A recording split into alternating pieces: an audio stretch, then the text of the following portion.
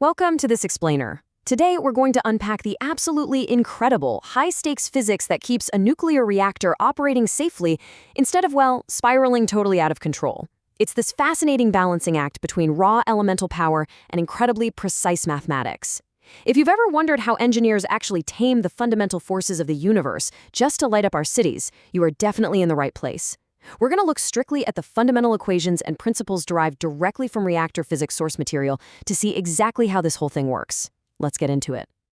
To really understand how nuclear power works, we have to look at the terrifying speed of exponential growth.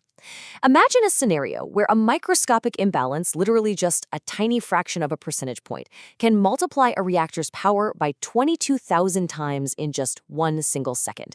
And no, that's not a typo up there. 22,000 times.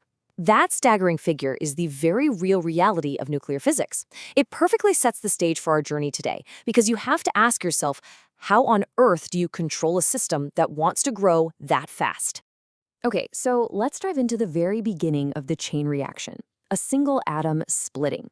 A fission, caused by one neutron, releases an average of about 2.5 new fission neutrons into the medium.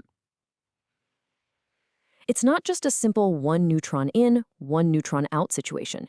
You actually get more out than you put in. This extra yield is the absolute bedrock of a self-sustained chain reaction. It's the spark that lights the fire, so to speak. But what actually happens to those 2.5 neutrons? Well, think of this like a microscopic family tree. Not every neutron survives to carry on the family name. First, the neutrons are released.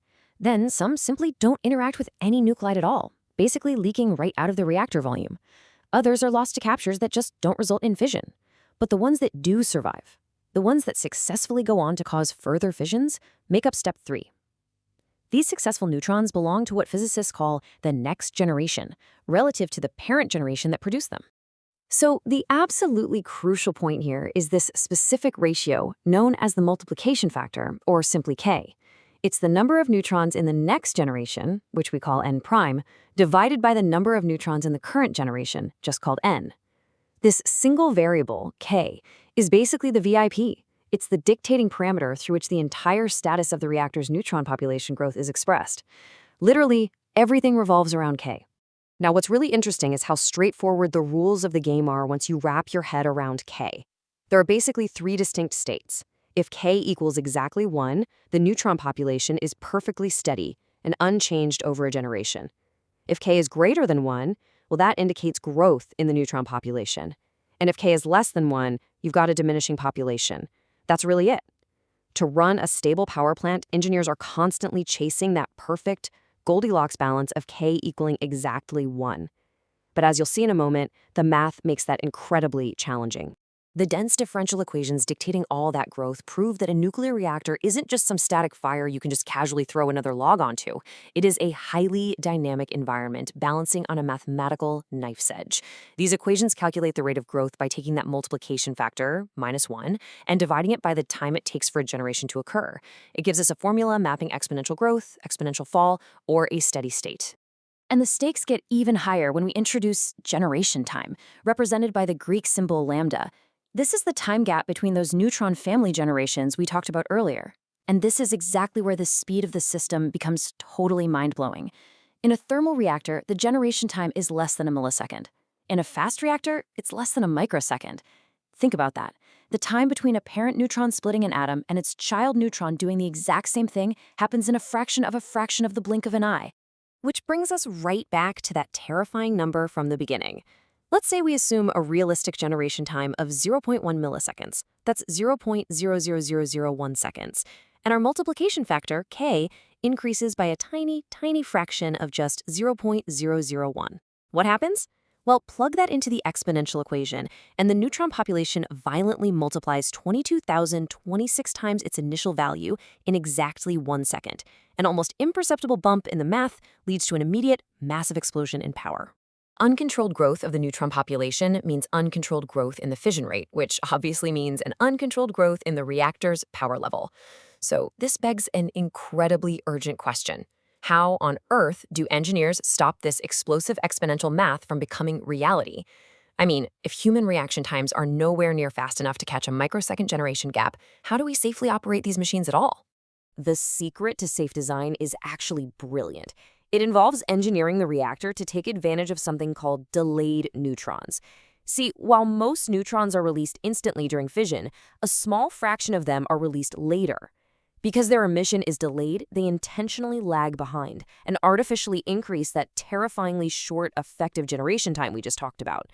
Basically, they slow the whole mathematical heartbeat of the reactor down to something manageable. Engineers rely heavily on this phenomenon, quantifying it as the delayed neutron fraction, which is represented by the Greek letter beta. This is the proportion of those beautifully slow delayed neutrons. The physics rule of thumb here is simple.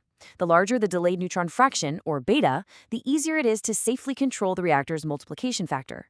Beta is essentially the reactor's built-in mathematical brake pedal. When we actually compare reactor types side by side, the safety implications become crystal clear. Thermal reactors, which use uranium-235 as fuel, have a generation time of less than a millisecond, but their delayed neutron fraction, their beta, is about 3 times larger than that of fast reactors. Fast reactors, on the other hand, use plutonium-239 as fuel. Not only is their generation time vastly shorter, under a microsecond, but their beta fraction is also much smaller. And this specific combination is exactly why fast reactors demand such immense respect and careful engineering. Because they operate in microseconds and have significantly fewer delayed neutrons to act as that mathematical brake, they fundamentally require much, much greater safety precautions in their design. The margin for error is razor thin. When your generation time is a microsecond and your delayed neutron fraction is tiny, any uncontrolled growth of the multiplication factor beyond 1 becomes exponentially dangerous incredibly fast. So, we've seen how mastering nuclear energy really means mastering the domino effect of neutron generations. It's all about finding equilibrium in a system that naturally wants to explode exponentially. It leaves us with a pretty fascinating reality to ponder. Does understanding the precise, unforgiving math make you feel more or less comfortable knowing that our modern world is powered by systems relying on microscopic fractions of a second?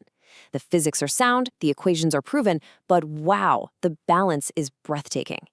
Thank you so much for joining me for this explainer, and keep questioning the science that powers our world.